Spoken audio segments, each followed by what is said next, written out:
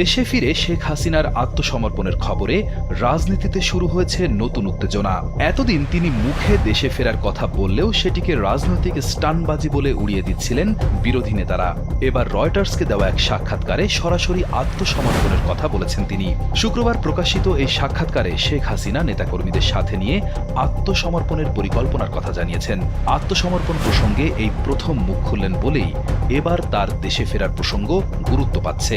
এখন প্রশ্ন হলো, তিনি সত্যি সত্যি ফিরে এলে আইনি প্রক্রিয়া কি হবে?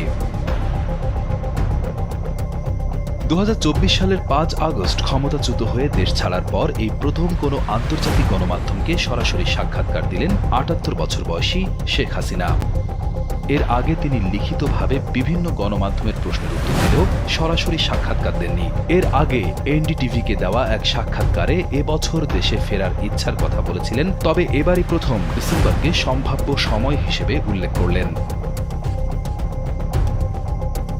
বর্তমানে বাংলাদেশে আওয়ামী লীগের রাজনৈতিক কার্যক্রম নিষিদ্ধ। একই সঙ্গে ছাত্র জনতার আন্দোলন দমনে মানবতা বিরোধী অপরাধের অভিযোগে আন্তর্জাতিক অপরাধ ট্রাইব্যুনালের দেওয়া মৃত্যুদণ্ডের রায় রয়েছে তার বিরুদ্ধে। এ বিষয়ে শেখ হাসিনা বলেন, দেশে ফিরলে তাকে গ্রেফতার করা হতে পারে, এমনকি হত্যাও করা হতে পারে। তবুও তিনি দেশে ফিরতে চান। তার ভাষায়, মৃত্যু যদি আসে সেটি নিজের দেশের মাটিতেই হোক। শেখ হাসিনা দাবি করেন, তিনি হত্যার নির্দেশ দেননি এবং তার বিরুদ্ধে আনা অভিযোগ আদালতেই মোকাবেলা করতে চান। তিনি বলেন, বিচার প্রক্রিয়া শুরু হলে জনগণ নিজেরাই বুঝতে পারবে আদালত কতটা নিরপেক্ষ বা প্রহসনমূলক। 1981 সালে নির্বাসন থেকে ফেরার পর এবং 2007 সালে সেনা সমর্থিত তত্ত্বাবধায়ক সরকারের সময়ও তাকে কারাবরণ করতে হয়েছিল বলে স্মরণ করিয়ে দেন তিনি।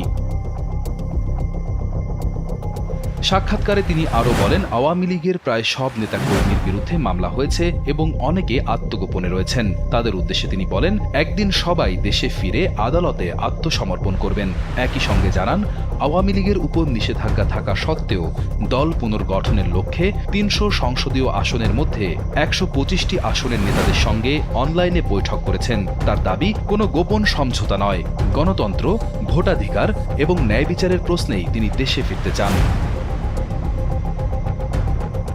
রয়টার্সের প্রতিবেদনে বলা হয়েছে, শেখ হাসিনার সম্ভাব্য প্রত্যাবর্তন বাংলাদেশের রাজনীতিতে নতুন করে উত্তেজনা তৈরি করার পাশাপাশি বাংলাদেশ ভারত সম্পর্কেও নতুন মাত্রা যোগ করতে পারে। তবে তার এই বক্তব্যের বিষয়ে বাংলাদেশ সরকারের মুখপাত্র কিংবা ভারতের পররাষ্ট্র মন্ত্রণালয় তাৎক্ষণিকভাবে কোনো প্রতিক্রিয়া জানায়নি।